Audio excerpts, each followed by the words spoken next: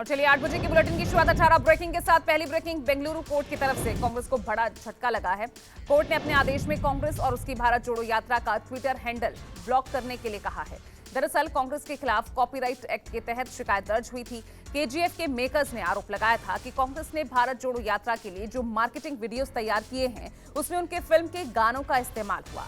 उसी केस में कोर्ट ने यह आदेश दिया है। कोर्ट ने इस बात पर भी जोर दिया कि इस प्रकार की मार्केटिंग वीडियोस पायरेसी को बल देते हैं।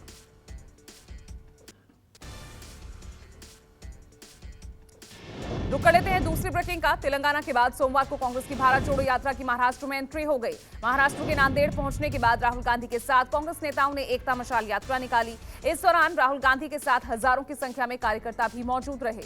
राहुल गांधी ने कहा कि चाहे आंधी आए या तूफान, भारत जोड़ो यात्रा को कोई नहीं रोक सकता। ये यात्रा श्रीनगर जाकर ही रुकेगी और वहां हम राष्ट्रीय ध्वज तिरंगा फहराएंगे। राहुल गांधी ने कहा कि इस यात्रा का मकसद देश को एकजुट करना है। आपको बता दें, 14 दिनों में 15 विधानसभा और 6 संसदीय क्षेत्रों को ये यात्रा कवर करेगी।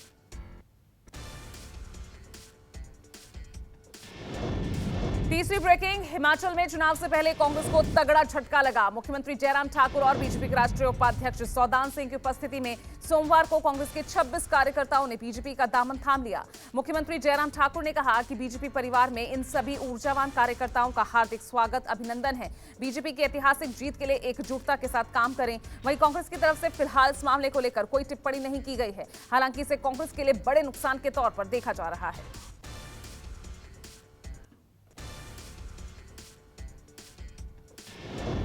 चौथी ब्रेकिंग, आज गुजरात बीजेपी कोर ग्रुप की बैठक होने वाली है, जिसके लिए गुजरात बीजेपी के बड़े नेता सोमवार देर रात तक दिल्ली पहुंचे, जिसमें गुजरात के मुख्यमंत्री भूपेंद्र पटेल भी शामिल हैं। आज होने वाली इस बैठक में विधानसभा चुनाव के लिए टिकटों पर आखिरी मंथन होगा, जिसके बाद 9 तारीख यानी कल केंद्रीय चुनाव समिति की बैठक होगी, जिसमें प्रत्याशियों के नाम पर मुहर लगेगी। यही कारण है कि विधानसभा चुनाव को लेकर बीजेपी ऐसा कोई भी मौका नहीं छोड़ना चाहती जिससे पिछले 20 साल से जो सत्ता पर कब्जा बनाया हुआ है वो बरकरार रहे।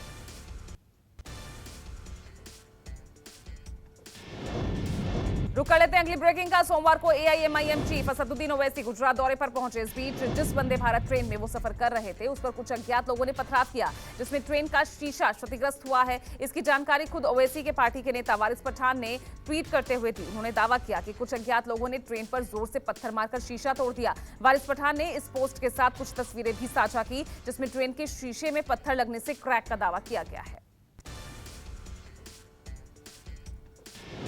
छठी ब्रेकिंग, महाराष्ट्र के कृषि मंत्री अब्दुल सत्तार द्वारा एनसीपी की सांसद सुप्रिया सुले के खिलाफ कथित आपत्तिजनक टिप्पणी के बाद सोमवार को विवाद खड़ा हो गया। उनके बयान का वीडियो सोशल मीडिया पर जमकर वायरल हो रहा है। इसके बाद सांसद सुप्रिया सुले के समर्थकों और एनसीपी कार्यकर्ताओं ने नाराजगी जताई। महाराष्ट्र के अलग अलग शहरों में पार्टी कार्यकर्ताओं ने विरोध प्रदर्शन सहित कड़ी प्रतिक्रिया जाहिर की।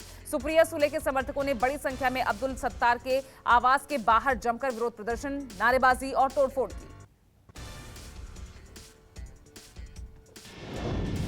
सातवीं ब्रेकिंग, मध्य प्रदेश सरकार ने सोमवार देर शाम बड़ा प्रशासनिक फेरबदल करते हुए 27 आईएएस अफसरों के ट्रांसफर आदेश जारी कर दिए हैं। इन 27 अधिकारियों में से 14 जिलों के डिस्ट्रिक्ट कलेक्टर भी शामिल हैं। तमाम नामों के बीच सबसे ज्यादा चौंकाने वाला नाम मनीष सिंह का है, जो इंदौर के कलेक्टर हैं। लेकिन अब उनका तबादला प्रबंध संचालक मध्य प्रदेश राज्य औद्योगिक विकास निगम और प्रबंध संचालक Madhya Pradesh metro rail corporation limited के पद पर भोपाल किया गया है।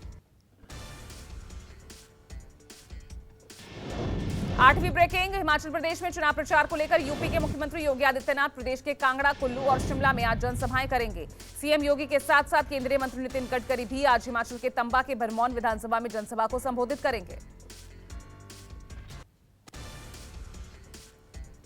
9वीं ब्रेकिंग, दिल्ली सरकार के कैबिनेट मंत्री गोपाल राय ने सोमवार को नगर निगम चुनाव को लेकर प्रचार अभियान की घोषणा की, जिसका नाम दिया गया है कूड़े पर जनसंवाद। 8 नवंबर से 20 नवंबर तक सभी वार्ड्स पर जनसंवाद शुरू किया जाएगा। 600 लोगों को इसके लिए तैयार किया जा रहा है। पार्टी के वरिष्ठ नेता दुर्गेश पाठक ने कहा, ये दुनिया का सबसे बड़ा संवाद है, जिसमें 13,000 से ज्यादा बूथ पर जनसंवाद होगा। इसके लिए आप पार्टी 13,682 सभाएं आयोजित करेगी।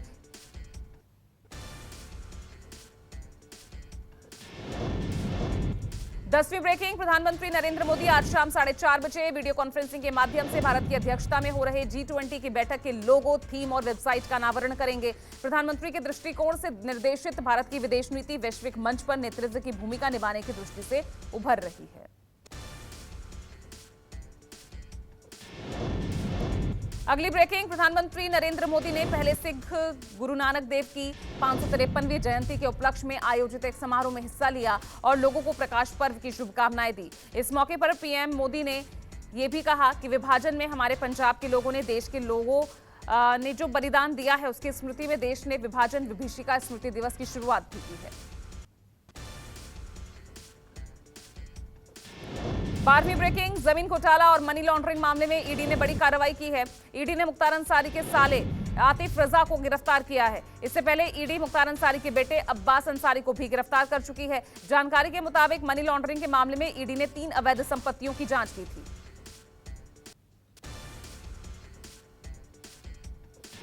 13वीं ब्रेकिंग, राष्ट्रीय बाल अधिकार संरक्षण आयोग ने राजस्थान के भीलवाड़ा के 3 गांवों का दौरा किया। दौरे के बाद यह सामने आया कि इन 3 गांवों से कुल 46 लड़कियां गायब हैं। आयोग ने लड़कियों का पता लगाने का निर्देश दिया है। जिले में स्टैंप पर लड़कियों को बेचने का मामला सामने आया है।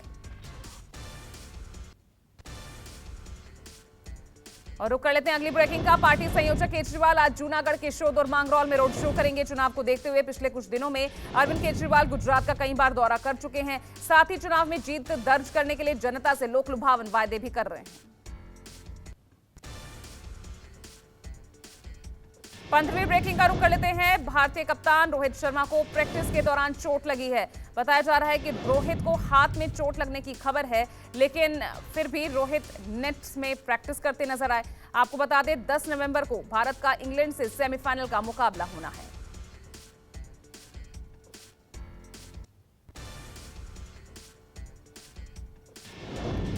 सोलहवीं ब्रेकिंग, विदेश मंत्री एस जयशंकर आज मॉस्को की यात्रा करेंगे और अपने रूसी समकक्ष सर्गेई लावरोव के साथ बातचीत करेंगे। दोनों मंत्री द्विपक्षीय संबंधों की मौजूदा स्थिति और अंतर्राष्ट्रीय एजेंडे पर चर्चा करेंगे।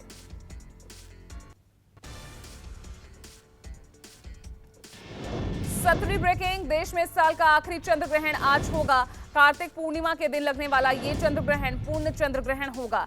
चंद्र ग्रहण का सूतक काल 9 घंटे पहले लग जाता है। ग्रहण के दौरान सूतक काल का काफी महत्व होता है। साल का ये अंतिम चंद्र ग्रहण पूर्ण चंद्र ग्रहण होगा।